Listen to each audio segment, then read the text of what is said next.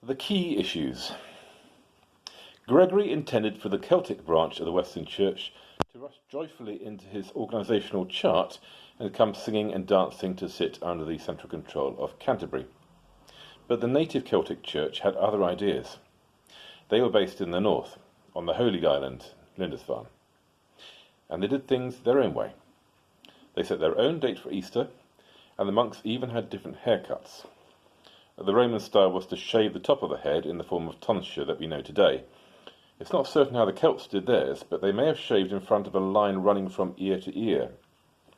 Gothic German monks no doubt kept to the traditional mullet. Frankly, Augustine played his hand badly.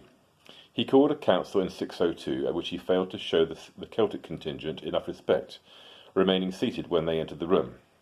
In return, they refused point blank to accept his authority. Thus began the long British tradition of completely ignoring the Archbishop of Canterbury, which endures to this very day. The conflict between the Celtic and Roman Church came to a head at a synod in Whitby in 664. It was hosted in part by Hilda, a converted noblewoman who had become the abbess of a unisex monastery. Caedmon, one of the earliest known English poets, who also wrote a verse translation of the Bible, was one of Hilda's monks.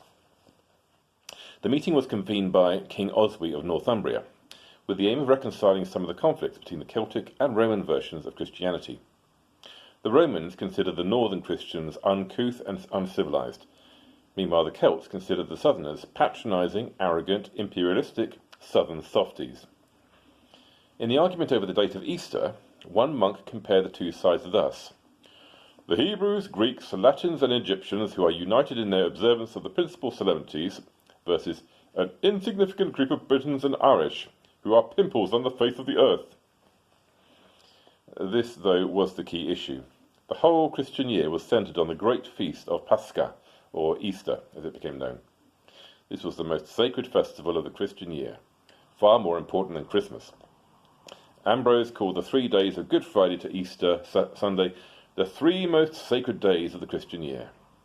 On a Saturday, Christians would walk, carrying candles, to the church where, after an all-night vigil, the bishop would baptize new Christians. Then the congregation would celebrate the first Eucharist of Easter. But the Celts held it at a different time to everyone else. The Celts claimed tradition. Their church was founded by saints like Columba, who established the monastery at Iona. Sometimes they were called Ionian Christians, as in from Iona. He had performed miracles. The Catholics trumped that with the Damasus defence, i.e. their church was founded by Peter, and he had been given the keys of heaven. This apparently was news to King Oswy. He asked if Columba had also been given a spare set of these keys. When they answered no, he decided that Peter was his man.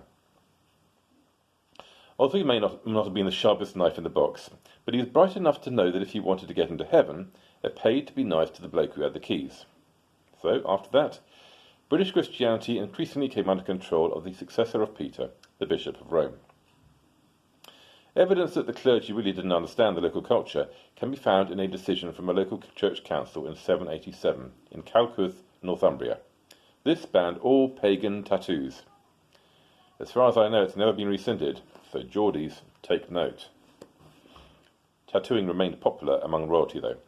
After the Battle of Hastings in 1066, one of the ways troops identified Harold's body was because of its tattoos, including the name of his wife Edith, tattooed over his heart.